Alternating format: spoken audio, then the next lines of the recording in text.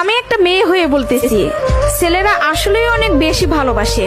কেউ মানুক বা না মানুক, আমি এই কথাটা মানি। এটা একটা আপুর গল্প।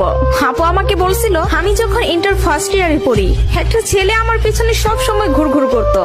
আমি যেখানেই যেতাম ও ঠিক আমার পিছনেই থাকতো। আমরা একই মহল্লাতে থাকতাম। সেই ছোটবেলা থেকে আমি ওকে দেখতেছি।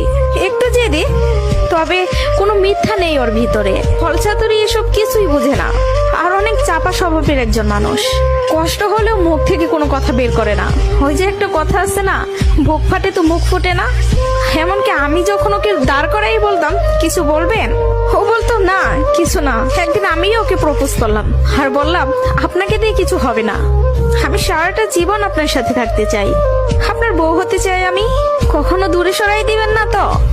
জীবনে যা কিছুই হয়ে যাক, আপনি আমার পাশে থাকবেন, কখনো আমাকে একা ফেলে যাবেন না। যদি এই ওয়াদা করতে পারে তাহলে আমি রিলেশন করব। ও অনার্স ফার্স্ট ইয়ারে পড়ে। ও বলল, জীবনে যা কিছুই হয়ে যাক আমি তোমাকে কখনো ছাড়বো না।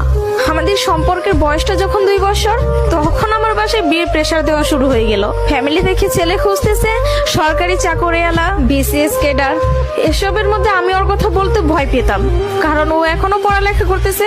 চাকরি তো দূরের কথা, চাকরি পাইতে তো অনেক সময় লাগবে, কিন্তু আমার ফ্যামিলি তো আমাকে সময় দিবে না। আমি অনেক কষ্টে আম্মুকে রাজি করাই। আম্মু যেন আব্বুকে এই কথাটা বলে, আর আম্মু আব্বুকে বলে। আব্বু সাথে সাথে মুখের উপর বলে দেয়, সম্ভব না, বেকার ছেলের হাতে আমি আমার মেয়েকে দিব না। তখন আমিও ভাবছিলাম, কথাটা তো ভুল না, কথাটা তো সঠিক। কোনো বাবা মাই চাইবে না বেকার ছেলের কাছে মেয়েকে বিয়ে দিতে। আমি নিজেও তো কখনো চাইবো না, কিন্তু তারপরও মাথায় চলতেছে, আমি যদি ওকে হারাই ফেলি আর কখন কি ফিরে পাবো ওকে? আমি তো আর ফিরে পাবো না। পরবর্তীতে আমি ওকে সব বলি, ওকে বলি কি করব বলো। তখন বুঝতে পারতেছিলাম ও কান্না করতেছে। ও আমাকে বলে, আম্মু ডাকতেছে, জাস্ট একটা মিনিট, আমি আম্মুর কথাটা শুনে আসি, তুমি একটু লাইনে থাকো, এসে তোমার সাথে আমি কথা বলতেছি। আমি তোমার জীবনে আছি 2টা বছর, কতটুকু আমাকে চিনো জানো আমি জানি না, কিন্তু তোমার পরিবার তোমার সাথে 18টা বছর তোমার পাশে আছে। আমি কখনো বলবো না যে তুমি তাদের ছেড়ে আমার কাছে চলে আসো। আমি জানি না আমার বাসায় থেকে মেনে নিবে কিনা। পড়ালেখা শেষ করতে করতে আরো 2টা বছর লেগে যাবে, কবে চাকরি পাবো সেটারও তো কোনো ঠিক নাই।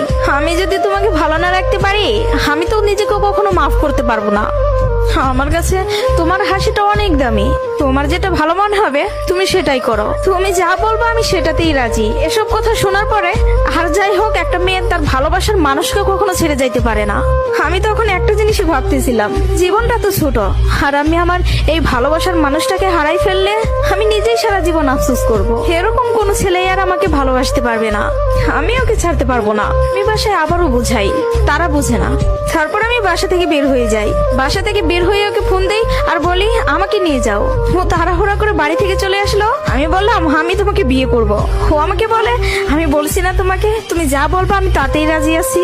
তবে একটা কথা, আমার সাথে থেকে যদি 3 বেলার 1 বেলা খেয়ে থাকতে হয়, পারবা? তার জন্য আমি সবকিছু ছেড়ে আসলাম, তার জন্য আমি সবই করতে পারবো। বিয়ের পরে ওর বাসায় থেকে ফোন দেয়, বলে বাসায় আয়। তারপর ওর বাসায় থেকে মেনে নিল। তার কিছুদিন পর আমার বাসায় থেকেও মেনে নিল। ভালোবাসার জায়গা থেকে যদি বলি, প্রিয় মানুষটাকে নিজের করে পাওয়ার মধ্যে অন্যরকম একটা সুখ কাজ করে, যে সুখটা কখনোই টাকা দিয়ে কেনা যাবে না।